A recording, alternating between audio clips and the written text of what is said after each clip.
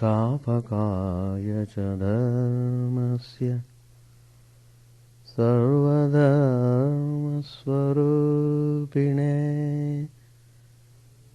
स्थापकाय च धर्मस्य सर्वधर्मस्वरूपिणे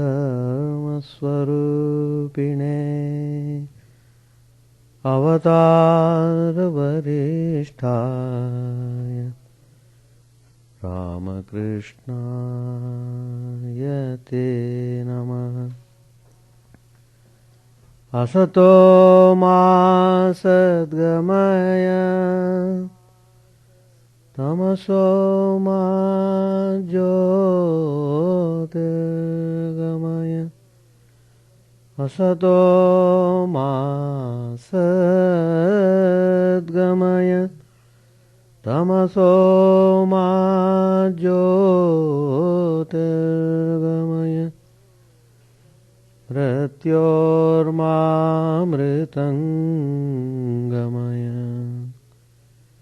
ॐ शान्ति शान्ति शान्ति। Let us pray to Sri Ramakrishna, the embodiment of all religions, the Supreme God Incarnate, to remove all our ignorance,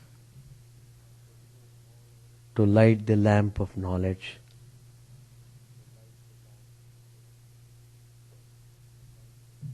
to lead us to immortality. Let us offer our love and devotion and salutations to Him. Today's topic, I am speaking on the importance of austerity.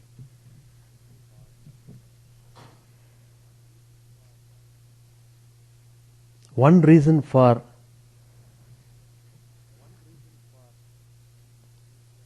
very irregular way of life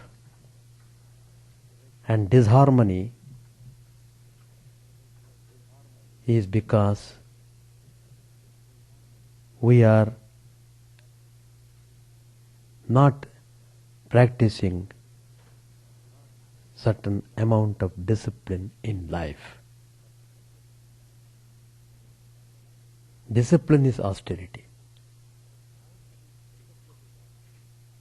You must love to be disciplined. Then you will know the immense value of austerity. Austerity is power. If you want to enjoy the real power of the true self, if you have to realize the glory of your own Atman, you will have to hold on to austerity. So great things are done through austerity. So it's very important for us to know the significance of this. In Raj Yoga, Patanjali Maharshi says very clearly, Tapaswadhyaya Ishvara Pranidhana. The first important discipline to be followed to practice Kriya Yoga is tapas.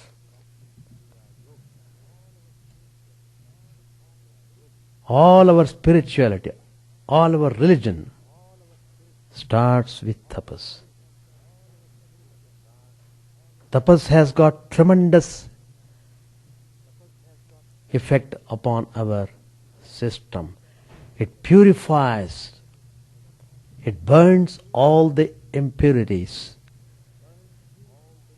that are on our way. So, we should start this practice of austerity from the beginning. Every day we will have to have some kind of discipline in doing the things. Particularly, each one is given most wonderful body, most wonderful senses, most wonderful mind. What a fine equipment each one has been given by the all gracious God. To use the equipment properly, you need discipline, you need austerity. So, once you learn to control yourself, meaning controlling your senses, controlling your body, controlling your mind, then you will achieve the goal of freedom, the abode of peace and great joy.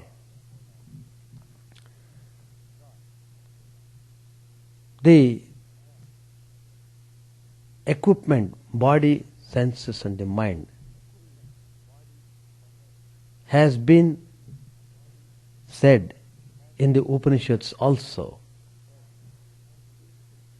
how it is very important to give attention to all these things.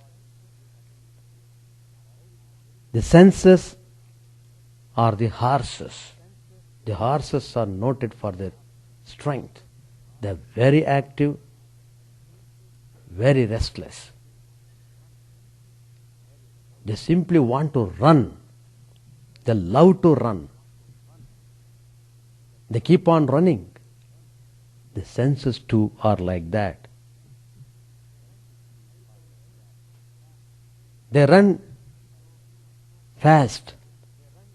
So you must know how to control it. You must have the rein, proper rein. The mind is the rein by which you pull the horses, to give direction to the horses where you want to go.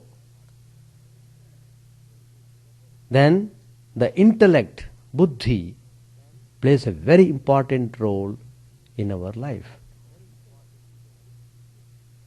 So, buddhi is a charioteer. And who is the rider? The soul, the individual being who is associated with buddhi, manas, senses and the body. And body is the chariot. So each one of you is carrying on the life's journey in the chariot of your body. So, you have understood how important it is to control them.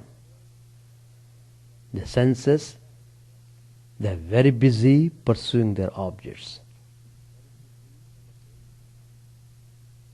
So, the charioteer should hold the reins properly to pull the horses if they become unruly.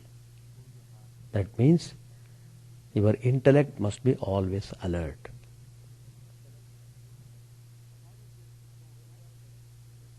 The charioteer should know very well how to control the horses.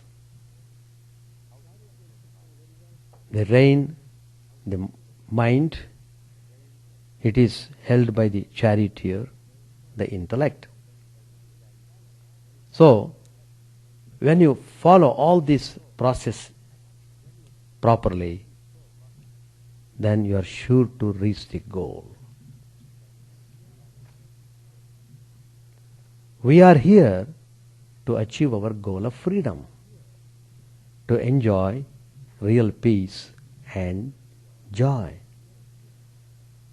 That is the purpose of our coming into this world.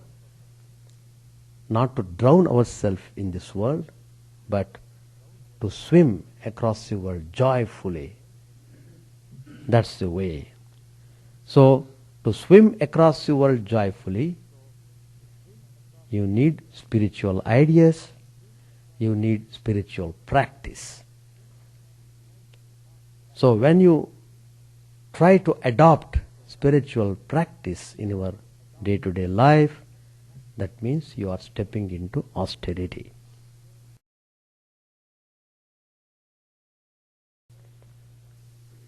So, you should be careful enough not to allow the senses to do anything what they like. They must obey you properly. What you want, that should be carried on. You should not become the slave of the senses and the mind, vagaries of the mind. So you must always have the upper hand. I must decide whether I want it or not. But always what happens, the force of good, the voice of good is always feeble, very weak. Though always everyone hears that voice. Somehow it flashes to him, but he doesn't give due importance to those ideas, those good counsel, and then he will be in dangers. So tapas also means burn. It creates heat. In olden days, ancient times, it was very easy for the people to take to tapas. Immediately, if they want to achieve something, they would go and do tapas. Go to the forest, go to some cave, go to some spiritual resort and engage himself in austerities. So austerity helps you to concentrate thoroughly. So even the gods in the heaven would be awakened if a person is doing intense tapas in a place. They call it tapojwala. The fire of that austerity, it goes on spreading. So they try to test that person in so many ways, whether he is really determined to follow the tapas or not. When the person is determined, then surely he will get the desired result. So as I said, tapas has the power of burning. Suppose you put the gold in the fire, what will happen? The impurities of the gold are burnt completely. The more you burn the gold in the fire, the more pure it becomes.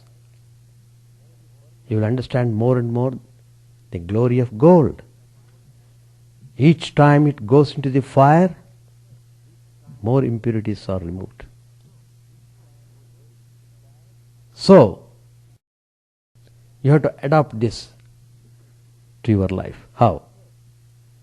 In the same way, pain and sufferings come to everyone, whether a monk, whether a householder, anybody.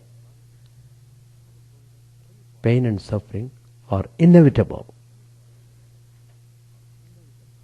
But they come to make your mind more and more strong. They come to strengthen you, not to weaken you. If you don't understand this idea, then instead of becoming strengthened, you become weakened. The more the pain comes, the more suffering comes, you are down with depression. Your personality is destroyed. Now, When every time pain or suffering comes, you must be able to withstand them. Rely more upon the spiritual ideas, more upon the invisible power who is controlling everything. That's the way to look at the things. Even Holy Mother, the divine consort of Sri Ramakrishna, she said, the sufferings are blessings in disguise. They have come to burn your all bad propensities. That's one way. Another way is you are burning out the accumulated tendencies of the previous lives. That means you are becoming more and more pure.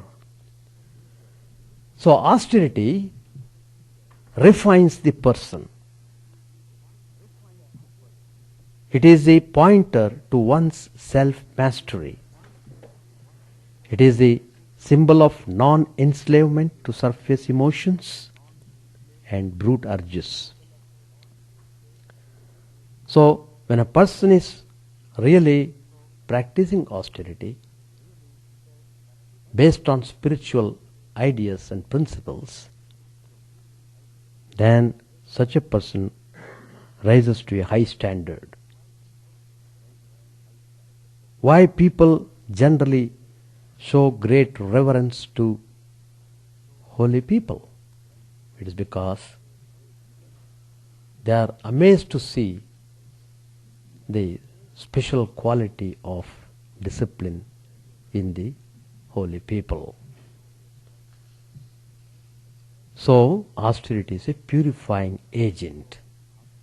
It burns up all impurities and tones up the system. Again, in another sutra, Patanjali Maharshi says, Kayendriya siddhir ashuddhikshayat tapasaha. He is telling austerity, it destroys the impurities of body and senses, and it will make you get supernatural powers. You comprehend many things which ordinary people would not. So the more you are disciplined, the more power will be with you. That's the point. So there are various stages in tapas.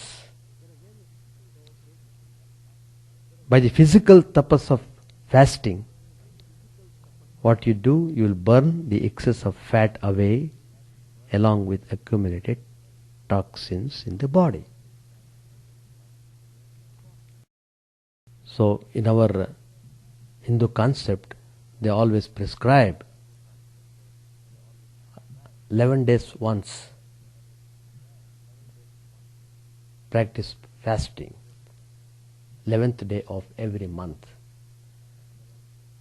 and do repeat divine name, do prayers. Generally they prescribe Ram Nam. In all our Ramakrishna Mission centers, we do Ram Nam every 11th day. It's called Ekadashi. So that is the significance. When you fast, your senses are subdued. With the subdued senses, you will be able to concentrate properly on God, and you will be able to understand more spiritual, subtle ideas. So, by mental tapas, you will burn all unwanted inherent tendencies.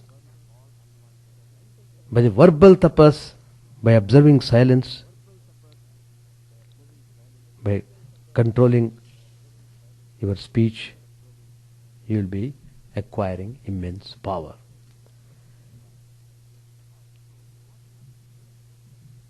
So, what is the main purpose of austerity? It will help you to see that lower nature doesn't have its own way and play pranks as I pointed out earlier, always there are two forces operating. One is the urge to respond to the still small voice, tirelessly counseling high purpose and upward exploration, and the other is the call of the chaos to yield to hellish inducements, to feed the appetite of the flesh, an appetite which grows on what it feeds on. So one's salvation or bondage lies in which of the two forces he chooses to ally himself with. So you must strengthen the force of the good. That's the practice we should undertake. So austerity is of several kinds. It may relate to food, it may relate to clothing, it may relate to sleep, and so on.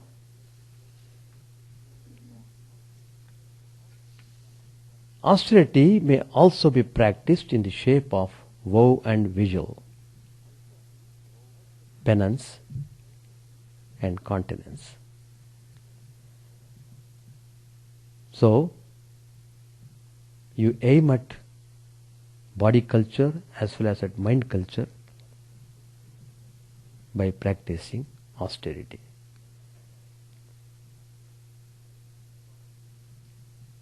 In the Upanishad also it is very clearly said, tapaswadhyaya pravachanabhyam na pramaditavyam. So you have to study the spiritual texts every day. You must not give up the discipline. Every day the discipline must be followed. Then only you will have the effect of it. Another important usefulness of austerity is that it induces the conversion of animal propensity into chastened expressions. It helps the formation of fortitude.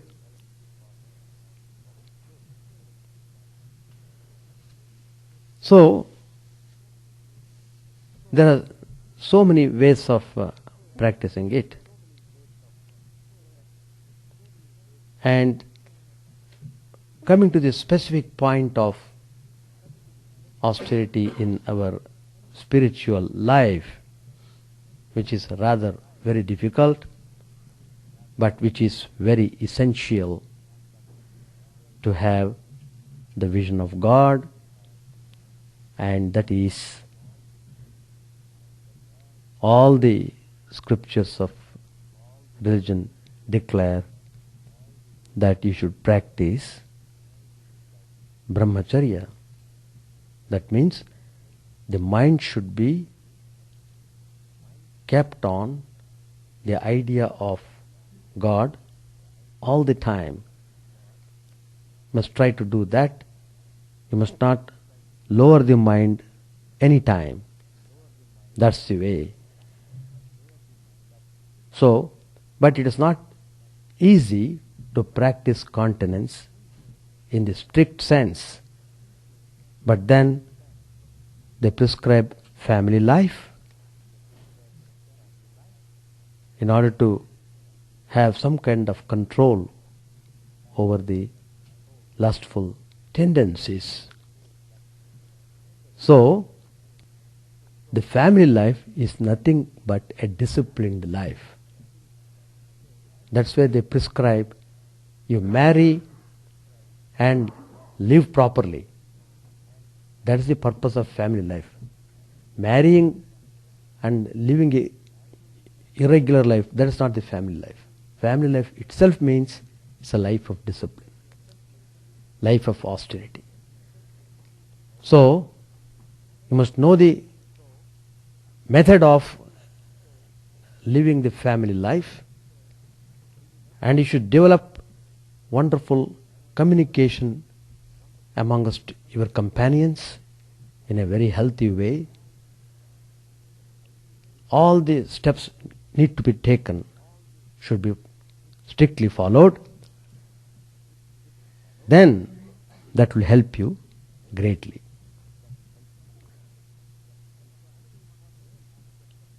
So another important aspect of austerity is that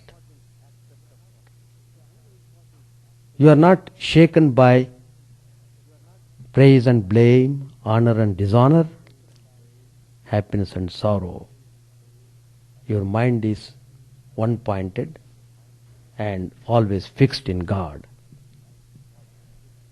You always love to offer your prayers, love to undertake spiritual activities. So all these come under austerity. There's another expression, that is discriminate between the real and the unreal. So many things we see in this world, but we don't properly analyze the things. We don't use the power of discrimination, so we come into trouble. So the discrimination faculty must be properly toned up. That comes under austerity. Anything that you control, anything that you struggle, comes under austerity. And why we say japa, meditation, do it regularly? Why not we do only weekends only? You can do japa only weekends. All the other days you have no time, you have to go for job, you have to earn money, you have to attend to so many things. Only weekends you will do little bit of japa or meditation. No. Austerity means, in spite of all the things what you are doing, you must not neglect this. Do it every day. Doing every day is the austerity. Then only it will have its effect. By constantly repeating Lord's name, by constantly meditating on Him, by constantly praying to Him, you will see how your mind will be uplifted. So Swami Brahmanandaji, one of the direct disciples of Sri Ramakrishna, who was guided by Sri Ramakrishna, he said, create the desire to chant the name of the Divine Lord. You must create the desire. That's first point. The second point is, you must set the mind in a proper way. Be compassionate. Have that feeling in your mind all the time. That compassionate outlook is very important. And thirdly, serve the holy people. So, create the desire to chant, be compassionate and serve. Then, on 11th day, new moon, and or full moon day, take only one meal. That's also good.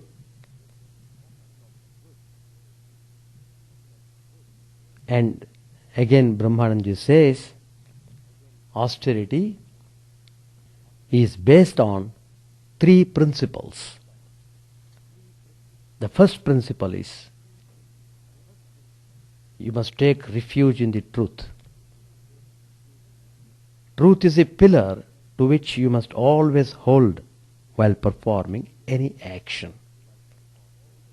If you are not adhering to the truth, that means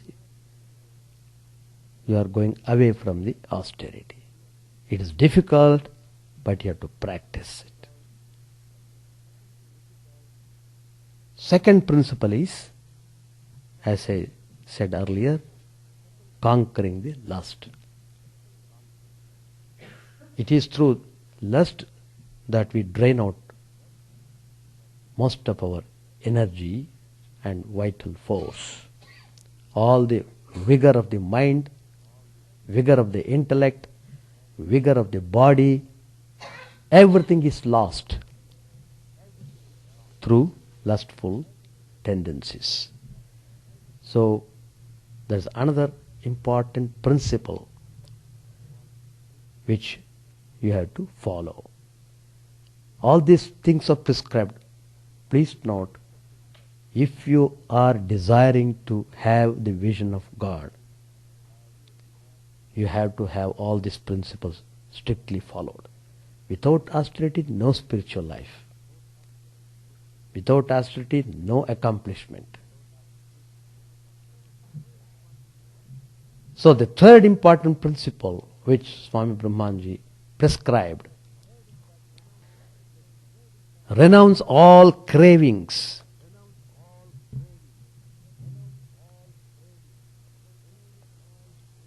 Observe these three principles, then you are really practicing the austerity. And the greatest of these is to conquer lust. That's why I told you, family life is one way of controlling the lust. Eventually you have to fully control. That's the point.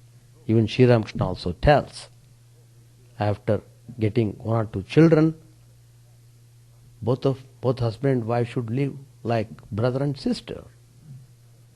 Both of you can devote whole time on spiritual ideas.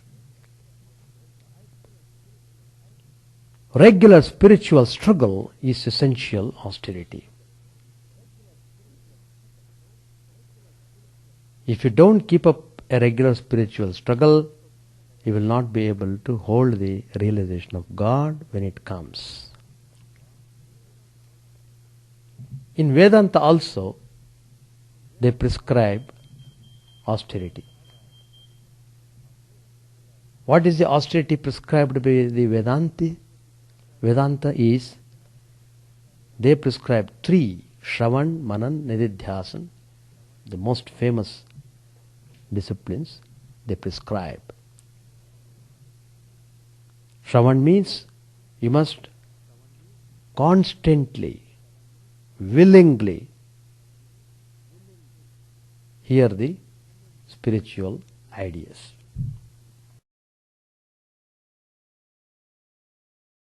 So, as soon as you get up from the bed, after finishing your ablutions, you must hear something that is very noble and good. You must read something immediately, so that the first thought that comes to the mind should be good and noble. That's the meaning of Shravan. Every day you must hold on to that principle of hearing spiritual ideas. I still remember when I joined the monastery in Bangalore, the teacher would come there to teach us Upanishads. The time was morning 6:30. So we should be ready. Finish all your ablutions, everything, and be ready to have that spiritual discussion. A very great Sanskrit Pandit would come and teach us the Upanishads. It was so uplifting. So uplifting. And early hours of the morning, so fresh. Fresh air, fresh sunlight, everything fresh, fresh mind, just got up from the sleep. So, at that time you must feed. Give the good food, spiritual food to the mind. So we used to feel so happy to attend that class. And the teacher would come correct time and start the classes for about 1 hour. Then you go and do any activity afterwards. You are safe. Because the same idea which you have fed in the beginning of the day, that continues the whole day. So you must cherish that idea in your mind. You must love it. That's very important. Thus, that is the meaning of Shravan. So all the orthodox institutions in India I have seen, they every day, the first activity is reading of the Upanishads, discussing the spiritual ideas and such things. Even today it is done. The next discipline they prescribe is Manan. What you have read, you must think them over and over again in your mind. How many times we think of worldly things over and over again? Why not we think the spiritual ideas? So you have to struggle. Where the question of struggle comes, that means it's austerity. And the third discipline which they say is Nididhyasan. Whatever you have read, whatever you have thought over again and again, you must meditate on that idea. That is, concentrate your mind. Then you will understand the deeper significance of what you had read.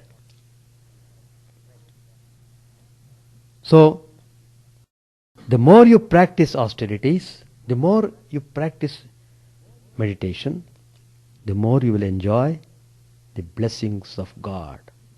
How do you enjoy the blessings of God? In the form of peacefulness. You will be peaceful. That is the grace of God. The moment you are trying to get peace, that means you are near to God. You are able to catch the wind of grace. That's the point. So, the power of the austerity is limitless. It is a fountain of all virtues.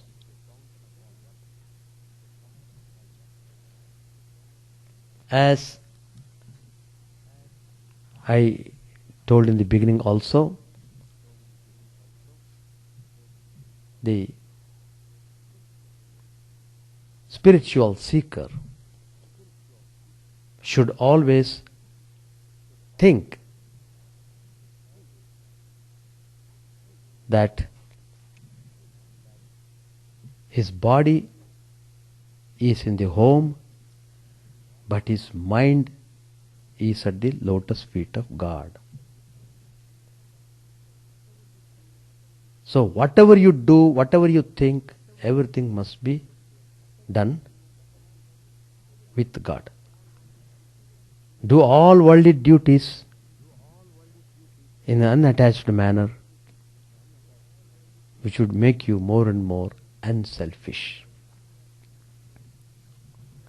So, one way of practicing selflessness is to associate your mind with spiritual ideas.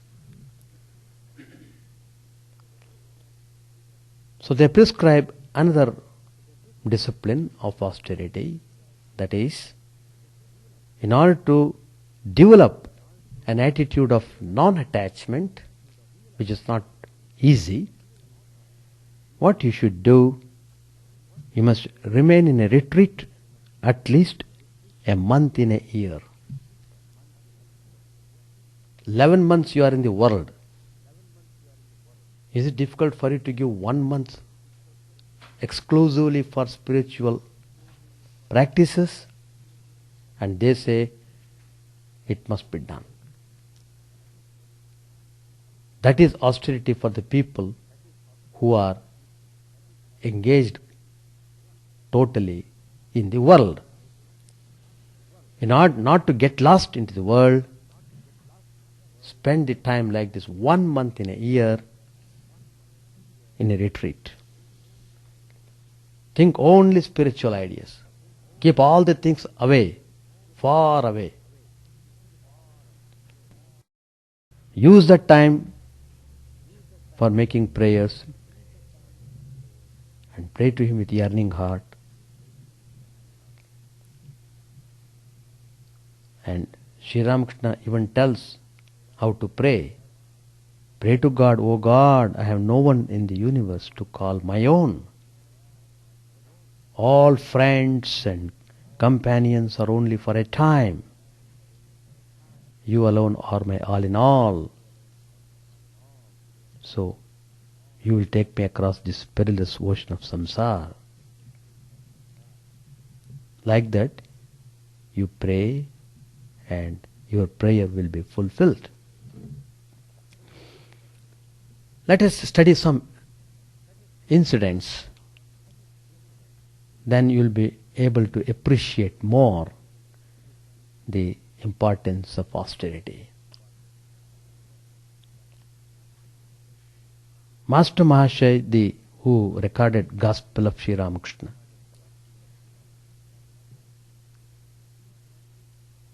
he practiced spiritual austerities under Sri Ramakrishna's direct supervision,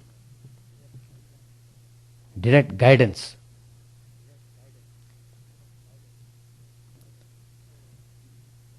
So, one day, Sri Ramakrishna saw him meditating in a place at Dakshineshwar. Sri Ramakrishna came there and said, "Oh, you are here." He was very much pleased to see that Master Mahashaya has come there and sit for meditation and doing it sincerely. Sri Ramakrishna appreciated it and he made a significant remark. He said, "Very good, you will get the results very soon." And he said further, "If you practice a little bit more, continue this austerity a little bit more, then someone will come forward to help you." Sri Ramakrishna, you must know how much austerities he practiced and how he got tremendous help from so many quarters. Even the gurus came in search of him. The disciple was not to run after the search of the teachers. That was the quality of Sri Ramakrishna. All the spiritual teachers came to him and they would teach him and he would master it in a short time. So his power of austerity was so great, he could attract.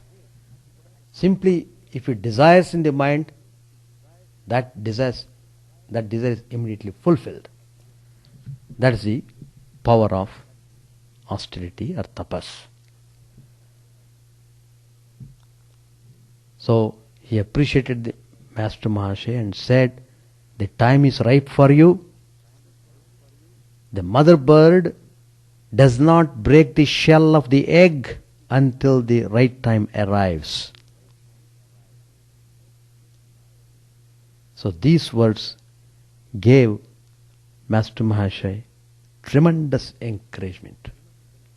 When he heard these words from Sri Ramakrishna, tears of joy were flowing through his eyes. He felt immensely blessed. Once Master Mahashaya asked Sri Ramakrishna, what meditation on the formless God was like. The Master told him, "You see, one should practice spiritual austerities to understand this correctly. Suppose there are treasures in a room. If you want to see them and lay hold of them, you must take the trouble of getting the key and unlock the door. After that, you must take the treasures out. But suppose the room is locked, and standing outside the door, you say to yourself, here I have opened the door. Now I have broken the lock of the chest. Now I have taken out the treasure. Simply if you talk this way, such brooding near the door will not enable you to achieve anything. So you must practice austerities. That is how Sri Ramakrishna impressed upon Master Mahasaya the importance of austerity. Another devotee, his name Durgacharan Nag,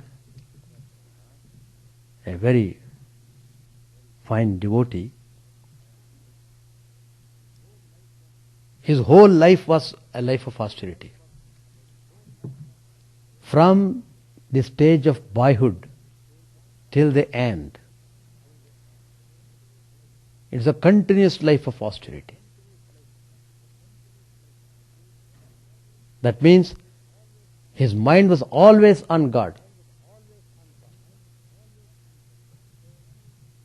So, what he did in his younger days, a boy, little boy, after was very far away, 20 miles away from the home. And he had no financial facilities. He was very poor. So naturally, the people in the home, they discouraged him. Well, don't worry about going to school anymore. What all you have learned now is enough for you.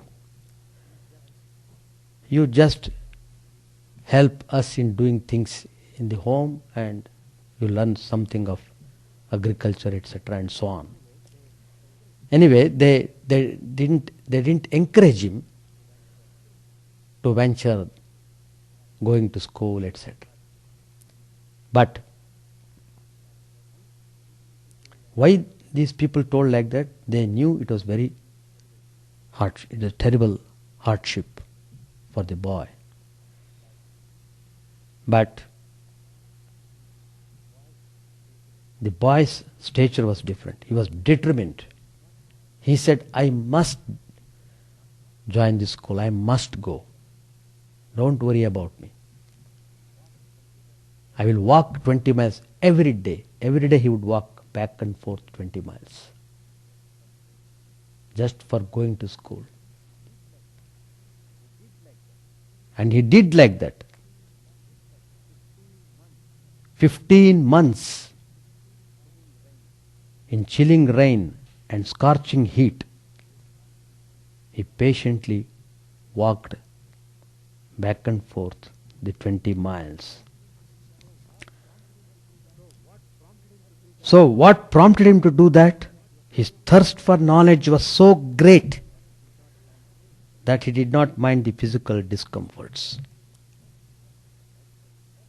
So that's very important. He was thirsting after knowledge. I want knowledge. So nothing was difficult for him. And he was prepared to undergo any difficulties because he was so much yearning to acquire knowledge. That kind of yearning we must have regarding spiritual matters. Then you will see nothing is difficult for you.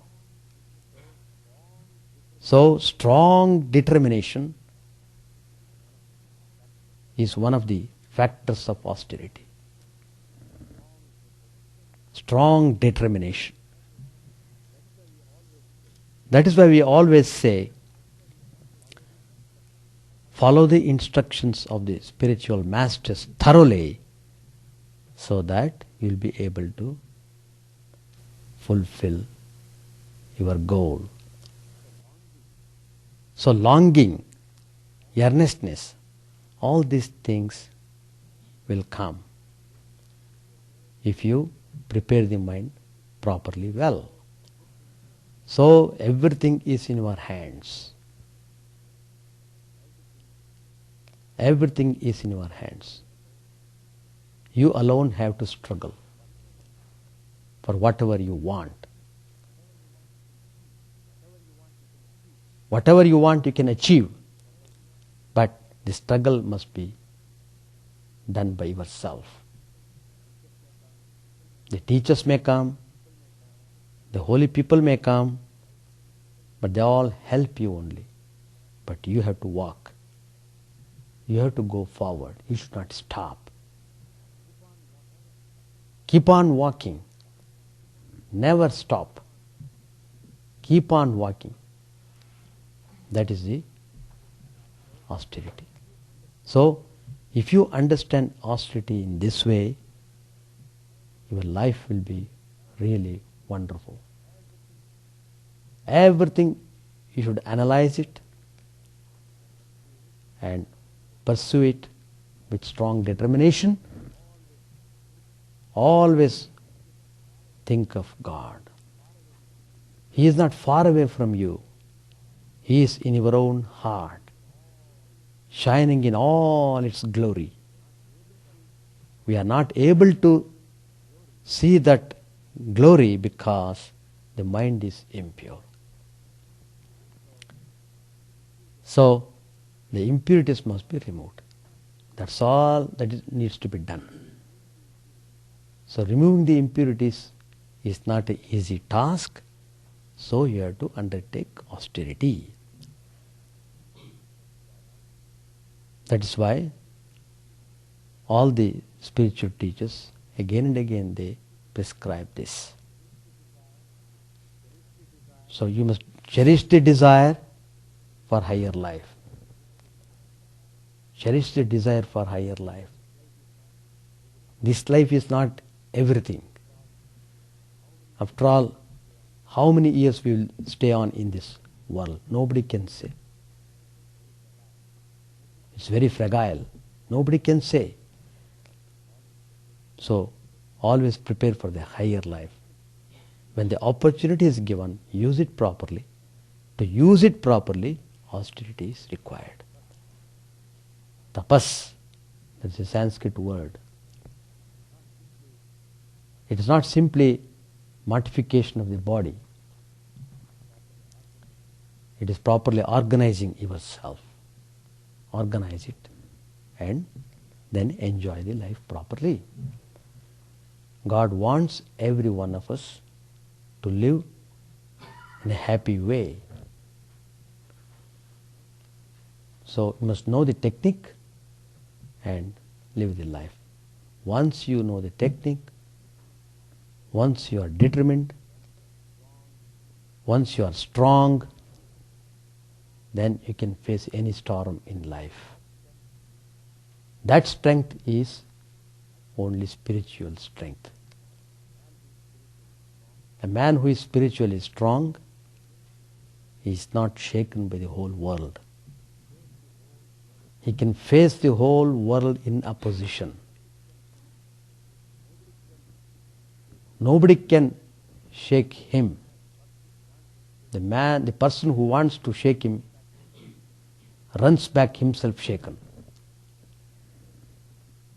So, that is the power of spiritual strength. That is the power of austerity. Let us try to understand its supreme importance and apply it in our life and become more and more peaceful and joyful. With these words, I conclude my talk. Thank you all. Anavavatu sahanau bhunaktu sahaviryam karavavahai tejasvinavadhitamastu ma vidvishavahai. Om Shanti Shanti Shanti. Harihi Om Tat Sat. May the Lord protect us, nourish us. May we work in harmony with great vigor. May our study be illuminating and fruitful. May we not hate each other. Peace, peace, peace be unto all.